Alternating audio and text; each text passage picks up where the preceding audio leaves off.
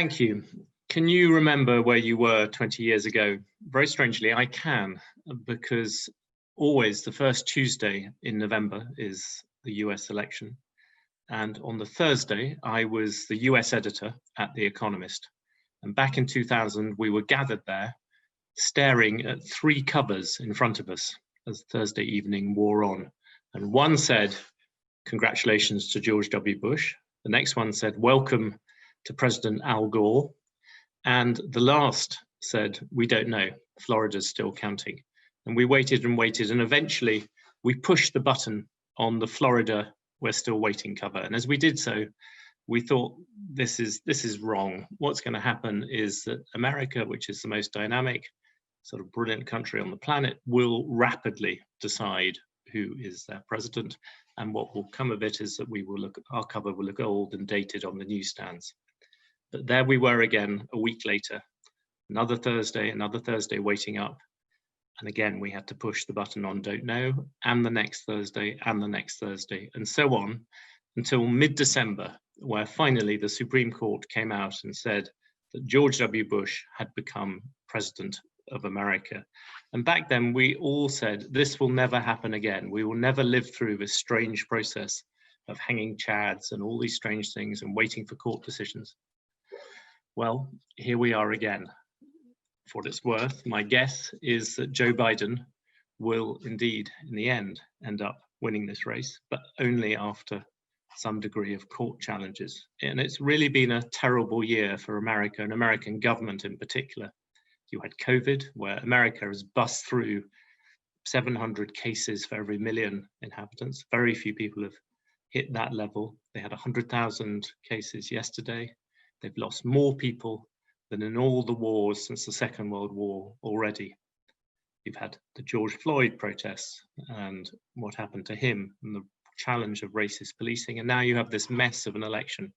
It seems to many people strange that the casinos in Nevada can rapidly count in a matter of seconds the chips on your table, but it takes public sector workers several days to wade their way through paper ballots.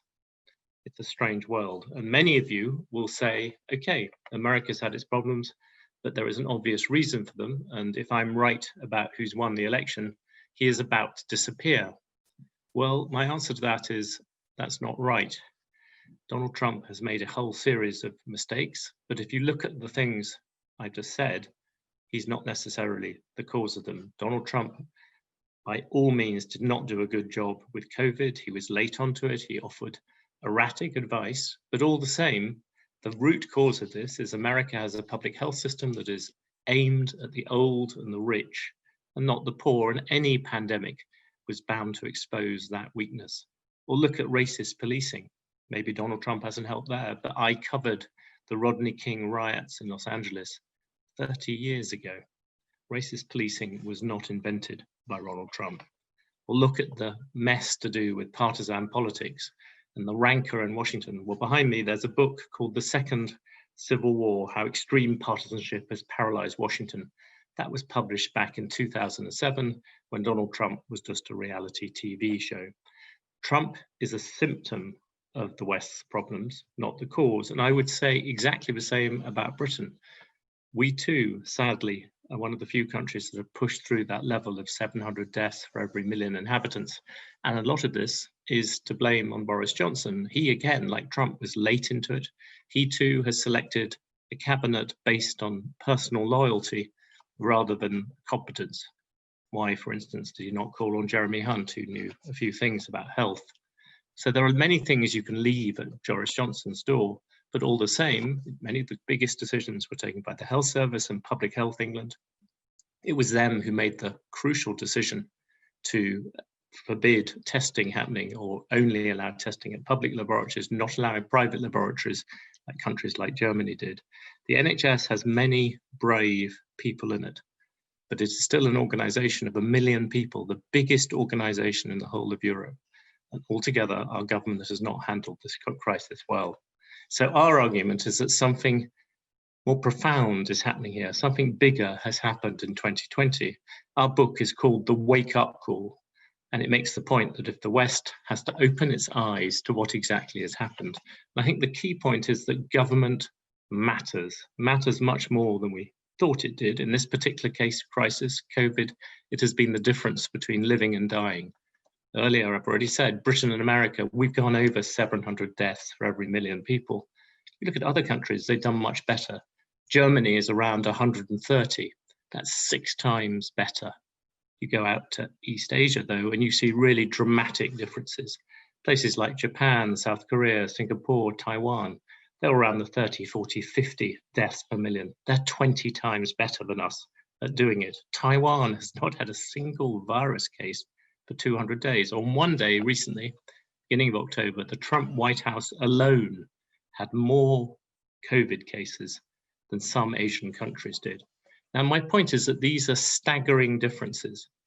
Most of you, I assume, work in the private sector. In the private sector, if a rival company anywhere in the world has a product that is, say, 20% better than yours, you go out of business very quickly. You have to copy it, or you do go out of business. By contrast, in the public sector, I just explained why other governments are doing things 20 times better than we're doing, and we still can't learn from it. And that really is the core of what we have to do now, because it's not just to do with getting better service for our own citizens, it's also about a competition. Look at China. China claims a number of 3 deaths for every million people. Well, I'm not quite sure I believe that wholly, but imagine, for the sake of argument, that they're hiding 9 in 10 deaths. Well, you can multiply that number up to 30 deaths per million. That would still mean over 20, 25 times better at dealing with COVID, better at protecting their citizens than we've been, or America. America has been massively outfought by its main geopolitical rival. And that, I think, really marks a historical point. And that history, in some ways, begins a long time ago. If you go back to 1653, when Thomas Hobbes wrote what I would argue is the first great book about Western government, Leviathan, 1653. Back then, China was the undoubted superpower, quarter of the world's economy, by far the world's best civil service. We got the word mandarins from that, system of canals, roads, all those things. It was building these things, and we were left behind. We were a sort of bloody archipelago at the other end of Eurasia. Yes, China had its civil wars sometimes, but not on our level. There were only 3 years in the 17th century when Europe did not have war of some kind. But we, for lack of a better word, fought back. We read Hobbes, we read Locke, we read Mill, later read the Webbs. We kept on building and competing with each other. The British competed with the French and the Spanish, and each competed with the other. When the Chinese invented gunpowder, they used it for fireworks, appropriate tonight. We used it to try and blow the French out of the water, and the French tried to blow us out of the water. And even when we weren't being sort of bloody in that competition, we were later coming up with ideas like pensions and all the different services that governments could do. We wanted our governments to be better than our rivals. It was a key reason why we went ahead, and America joined this sort of race too. And eventually, by the 1960s, we had a complete reversal. Back then, the Americans were dreaming of putting a man on the moon. In contrast, the Chinese, millions of them were dying of starvation. The West had won the battle for government. And ever since then, a new pattern has emerged. On the one hand, in the West, you look back at the 1960s, it was the last time when the public sector and the private sector offered the same kind of salaries. It's the last time when we really trusted government. In America, 3/4 of Americans in the 1960s trusted Washington to do the right thing. Now it's a slither of that proportion. It's the last time that the elite, I would argue, the best and the brightest, went to Washington and Westminster. Ever since then, that has stopped. We've had successes, I'm not going to deny that. We won the Cold War. There was what Reagan and Thatcher did. There's been, some things have been interesting, have been part of that race for government. But on the whole, what has happened is that government has got much bigger without getting much better. It's trusted far less. It feels overwrought. Go and look at what's happening in Asia, by contrast, and they have been moving in a much more interesting direction. It began, we would argue, in Singapore. There, Lee Kuan Yew, somewhat controversial figure, still set about using ideas that had been invented in the West to try and turn Singapore into a more efficient government. And he focused on the services being good. So therefore, if you are at the top of the civil service. You get in Singapore, you get paid $1 million a year. By contrast, if you're a bad teacher, you get thrown out. Whereas in the West, we have this rather awkward difference with, on the one hand, the right tending to think the only answer to do with government is to make it smaller and smaller and smaller to the point it can be drowned in a bathtub, as one Republican commentator put it.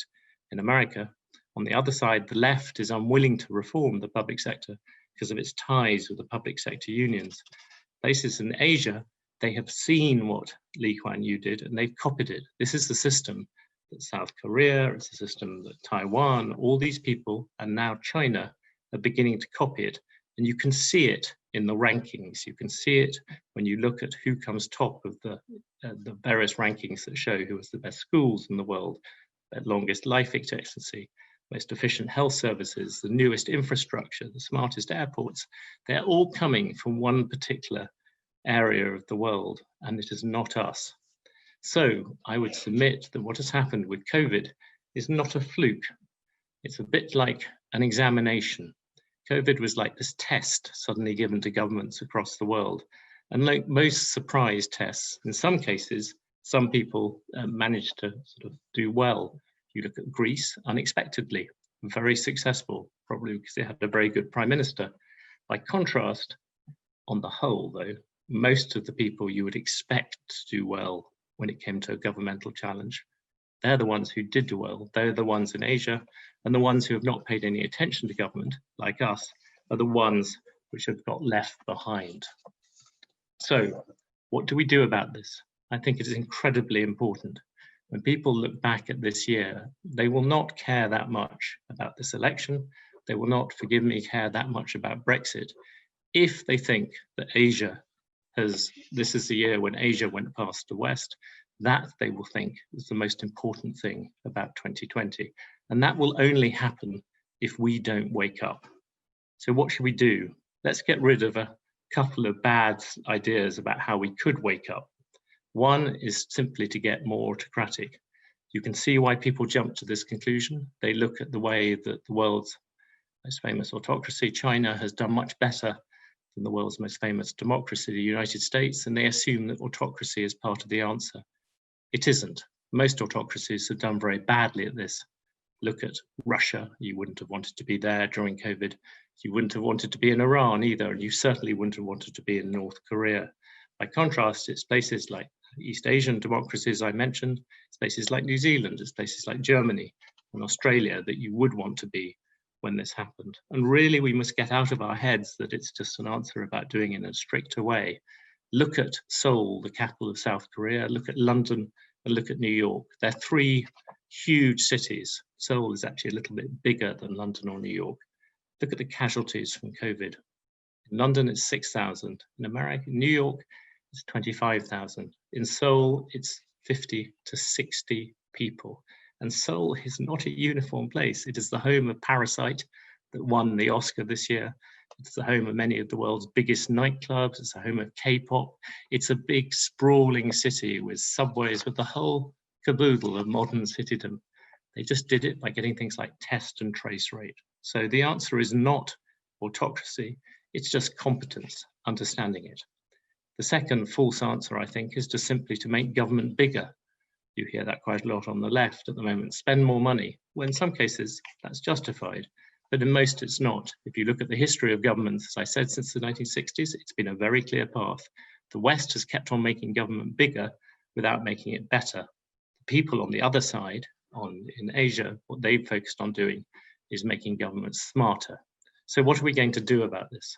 I think the main answer is just simply to copy what works. That's what people do in the private sector. It's what we should do in the public sector. And in the Wake Up Call, our book, we invent a fictional president and we give him the job that maybe Joe Biden will soon have, which is to reform America. Now, we could have used a composite, say, of Jacinda Ardern from New Zealand and Angela Merkel from Germany, but actually we reach back into the 19th century because that was the last time when there was a real attempt to cleanse government and to target it more fully towards those who needed it. We pulled William Gladstone, the 4 times Prime Minister of Britain, and Abraham Lincoln from America, and we pushed them together into one Frankenstein monster called President Bill Lincoln. And we set him the task of trying to reform America. We're trying to direct American government to where it's needed and getting rid of all the corruption and boondoggles for the rich. And we set him only one parameter. We said that President Bill Lincoln can only use what works elsewhere. He can't invent something new. He simply has to copy what is good elsewhere. We come up with a list of a dozen things that he could do in America that would transform it. Some of them push us to the left. For instance, we would definitely introduce healthcare cover for all. We would do it not by copying the British model, but by copying the German, the Canadian, or the Singaporean, because we think that offers better value. And we argue for this national health service of a sort, because we think, firstly, it's morally right. We think it's wrong that people should live in such anxiety. But secondly, we think it would actually save America money. If you look at American healthcare, the dirty secret is American public healthcare, leave aside the billions it spends on private healthcare, public healthcare is more expensive per head than supposedly socialist Sweden.